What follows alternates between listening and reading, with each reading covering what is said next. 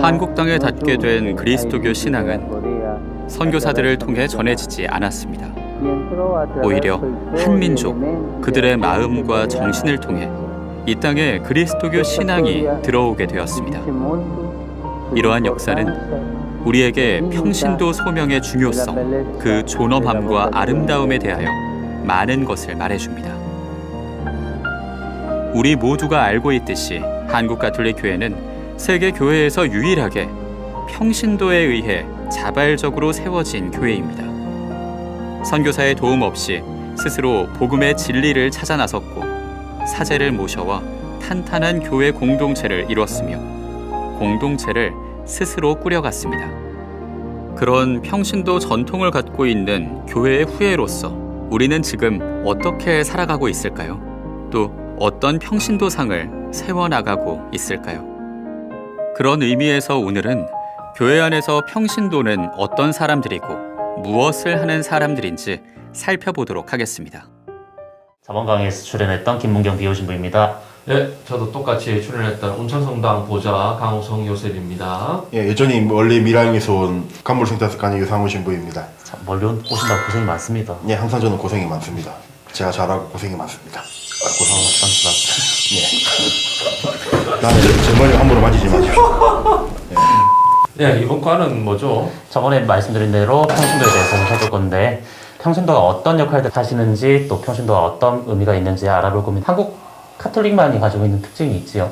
그렇죠. 네, 선교사를 통해서 이렇게 선교가 된 이렇게 그것이 아니라 우리가 이렇게 서양 문물의 책을 통해서 이렇게 학문으로서 이렇게 우리가 직접 먼저 평신도가 우리가 종교를 이렇게 받아들였다는 점에서 다른 나라하고는 덜 다른 한국 교회의 이렇게 특수성이 있죠.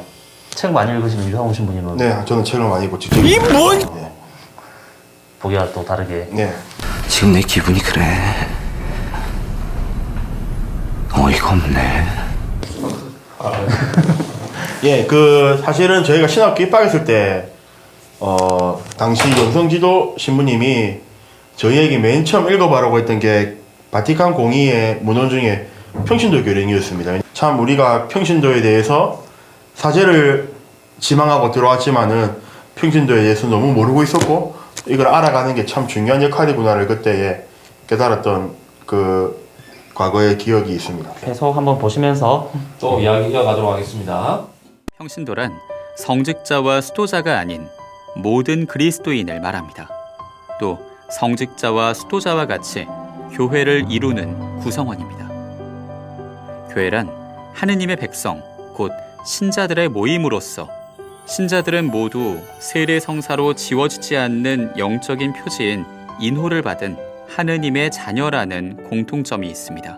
그렇다면 성직자, 수도자, 평신도로 구분하는 이유는 무엇일까요? 교회와 세상 안에서 그리스도의 협력자로서 그리스도의 사명을 실천하는 점은 동일하지만 각자 삶의 자리에 따라 역할도 달라지기 때문입니다. 성직자는 교회 안에서 성사를 집전하고 수도자는 수도회 안에서 공동체 생활을 하면서 봉헌 생활을 하며 평신도는 세상 안에서 하느님을 증언합니다.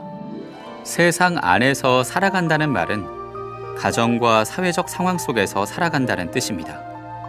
평신도는 자기의 소명에 따라 사회 안에서 현세의 일을 하면서 하느님의 나라를 건설하는 데 협력합니다. 그래서 교회 안에서 평신도에 참여란 성체 분배나 교리교사와 같은 교회 직무에 참여하는 것뿐 아니라 자신의 삶의 자리에서 교회로 사는 것을 말합니다. 그러므로 평신도는 정치, 경제, 사회, 문화, 환경 등 자신이 몸담고 있는 세상의 모든 분야에서 복음의 빛이 비춰지도록 해야 합니다. 어떤 경우든지 교회의 가르침과 복음적인 방법 안에서 세상의 일을 해나가야 한다는 의미입니다. 평신도는 이를 세례를 통해 참여하게 되는 그리스도의 사명, 곧 사제직과 예언자직과 왕직을 통해 이룹니다. 평신도 마찬가지로 하는 게 좀 많네요. 아, 정말 예. 많습니다. 우리는 열심히 잘 하고 있습니다. 네. 그런데 딱 보니까 네. 김문경 신부님 복장이 좀 우리하고는 다른 것 같습니다. 도대체 무슨 복장입니까? 아, 예. 평신도는 안 입는 복장을 한번 입어봤습니다. 수단이죠, 수단 맞죠. 수단. 근데 왜 오늘 평신도가 주제인데 성직자의 복장인 수단을 입고 왔습니까? 저희가 이 복장을 신학교에서 입을 때가 언제쯤이냐면은 이제 독서직, 시종직 이런 것들을 받는 때 이제 이 그렇죠. 착복을 하게 됩니다. 왜냐면은 여러분들이 뭔가 직무를 수행할 때 이제 하나님의 백성이다, 하나님의 신자다, 몸도 마음도 그리고 복장도 단정해야 된다라는 생각이 들어서 한번 입어봤습니다. 네, 복장 참 중요한 것 같아요. 이렇게 보면 외국에 오히려 성당들 유럽에 가보면 이렇게 앞에 안내문이 이렇게 써 있더라고요. 이렇게 나시 같은 거, 이렇게 뭐 슬리퍼 같은 거, 그다음 반바지 같은 거 이렇게 입지 못하도록 하는데 오히려 우리 한국 교회는 보면 아직 이제 조금 더 여름 되면 이렇게 복장들이 조금 시원해지는 경향이 있지 않나 하면서 오히려 참 거룩한 이 하느님의 집인 성전에 올 때 이렇게 자세들, 마음들 또한 우리가 깨끗하게 하고 오는 그것도 참 중요하다 그런 생각이 또 드네요. 성직자는 성직자로서의 복장이지만 평신도는 또 평신도로서의 복장이 안정한 있지, 복장이겠죠. 있지 않나. 예. 그래서 아까 영상에 보면서 이제 평신도 이야기를 했는데 어떤 활동도 있었을까요? 신부님 같은 경우는 신학교 늦게 오셨는데. 네, 저는 신학교를 대학을 졸업하고 이렇게 신학교 갔다 보니까 그 전에 대학생 시절에 또 우리 성당에서 교리 교사 활동도 그런 가장, 예. 사진 같은 거 좀 있나요? 사진 같은 거 공개하기 싫습니다. 원래 과거는 묻어둬야 된다. 네, 그래서 교리 교사 활동도 했었고 청년회 활동도 이렇게 하면서 청년회에서는 또 기타 반주 이렇게 하면서 이렇게 여러 활동들도 많이 하고 그것이 또 평신도로서의 또 정말 좋았던 일들이 또 나중에 저에게 또 사제 성소를 가지는데 영향도 이렇게 많이 주었던 것으로 이렇게 생각됩니다. 그런 활동을 하면서 우리가 교회를 만들어가는 거죠. 그렇죠. 모두 각자 가지고 있는 그 세상의 곳곳에서 숨어가지고 평신도를 하나의 모세혈관처럼 이렇게 우리 지체를 이룬다고 이렇게 표현하면 좋을 것 같습니다. 평신도로서 할 수 있는 역할들이 뭐 어떤 거 있을까요, 신부님? 본당에서 가장 대표적으로 이제 볼 수 있는 게 평신도 사도직 협의회죠. 그렇죠. 우리 본당 신부님의 사목 방침에 따라서 같이 협력할 수 있는 그런 분들, 그리고 연세가 많으신 우리 연도의 연령의 뭐 이런 부분부터 시작해서 우리 주일학교 아이들, 어린 주일학교 복사단들까지 맞죠. 다양한 연령대의 봉사에 의해서, 평신도들의 봉사에 의해서 그렇게 하느님의 교회는 이렇게 이루어지고 있다는 것을 우리가 잘 알 수 있습니다. 그러면 계속해서 보면서 이제 평신도가 세례를 받으면서 어떤 역할들을 하나님께 선물로 받는지 한번 영상 보면서 확인해 보겠습니다. 먼저 평신도의 사제직 소명이란 현세에서의 삶 그 자체가 하느님께 바치는 영적 예물이자 제사가 되는 것을 말합니다. 예수님께서 십자가에서 우리의 구원을 위해 당신을 봉헌하셨듯이 평신도는 자기 자신과 일상생활을 하느님께 봉헌합니다. 가정생활, 일상의 노동과 휴식 등은 물론 삶의 기쁨과 괴로움까지도 하느님께서 기쁘게 받으시는 영적인 제물이 되는 것이죠.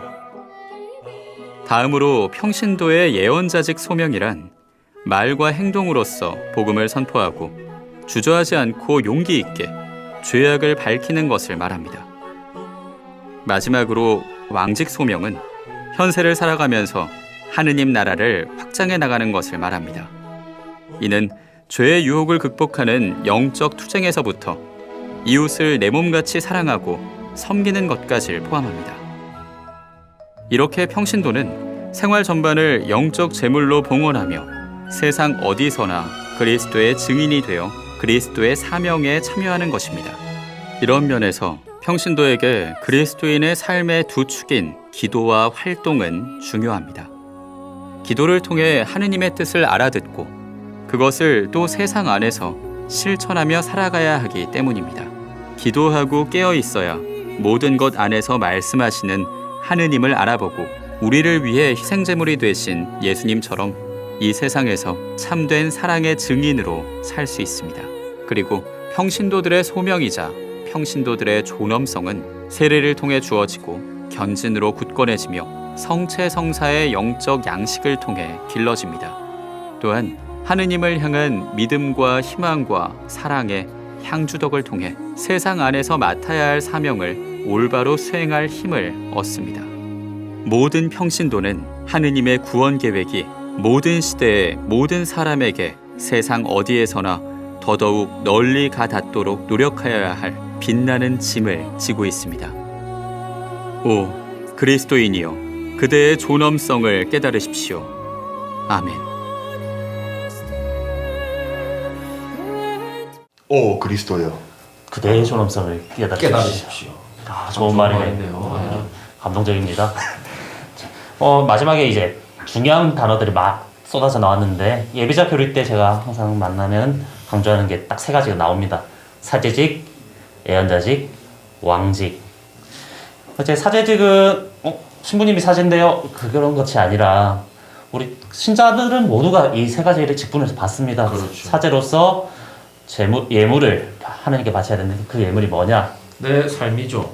자기가 세상에서 살아가면서 모든 것들을 다 영적 제물로서 하나님께 봉헌한다는 그 삶이 바로 세례로부터 받은 우리 그리스도인의 삶이기 때문에 그것이 바로 사제직의 직분. 그리고 예언자직이 있는데 예언자직은 우리가 무당처럼 뭐 예언하는 그런 건 아니지요. 어떤 거가 있을까요? 세상 속에서 하느님의 뜻을 표현한다는 것, 그렇죠. 복음을 선포하는 것. 말씀과 행동으로 이렇게 예언자의 소명을 받은 직분으로서 이렇게 우리가 하느님의 말씀을 전하고 하느님의 또 그것을 행동으로 표현하는 하나의 그런 것이 바로 예언자 직분이라고 하겠죠. 그리고 마지막 왕직이 있는데 우리가 거듭거듭 강조하지 왕직. 이 왕직은 세상처럼 막 다스리고 억압하고 그런 왕이 아니라 섬기는 왕. 그렇죠. 다른 이들을 섬기면서 스스로 왕다움이 나타나는 그 왕직입니다. 그래서 세상 살아가시면서 이제 현세를 살아가면서 하느님 나라를 다른 사람을 섬기면서 건설해 나가는 그 왕직이 여러분들 가지고 있는 왕직입니다. 그래서 이런 것들을 나타낼 수 있는 평신도로서 중요한 게 뭐가 있을까요? 네, 평신도가 단순히 주일 미사를 다니는 그런 것으로 생각하지 않고 아까 우리 예언자직도 나왔고 왕직도 이야기했지만은 자기가 세상 속에 살아가면서 맞죠? 살아가면서 어떻게 하면 하나님의 뜻을 더 자세히 드러내고 살아갈 수 있지 고민을 해야 됩니다. 그래서 아까 영상에도 나왔지만은 뭐 정치적인 문제라든지 경제적인 문제라든지 사회 문화적인 문제 지역에서 그거에서 무관심하지 않고 그 속에서 어떻게 하면 하나님의 뜻을 이렇게 드러내고 살아갈 수 있을지 고민하는 모습이 아마 올바른 평신도로 살아가는 길이 아닐까 싶습니다. 어떻게 보면은 이제 성당에 와서 내 마음의 위로를 받는 곳이 위안처가 성당이기도 하지만 동시에 우리는 세상을 그 위안처처럼 만들어야 되는 임무가 있는 거네요. 그렇죠. 상당히 좋은 말씀이었습니다. 잘했네. 잘했습니다. 우리 강 신부님은 네, 뭐 우리 유 신부님하고 김 신부님이 좋은 말씀 다 해줬기 때문에 뭐 특별히 할 말은 없고 저는 이 말을 해주고 싶습니다. 구독과 좋아요. 그리고 구독과 좋아요. 평신도분들 모두 사랑합니다. 네. 오늘 10일과 여러분들의 이야기를 들었는데 다시 한번 새겨보면서 내가 이 교회를 위해서 그리고 세상 안에서 하느님을 어떻게 증거하면서 살아갈지 한번 다시 고민하는 시간 되셨으면 좋겠습니다. 그러면 저희는 여기서 마치도록 하겠습니다. 여러분 안녕. 다음에 만나요.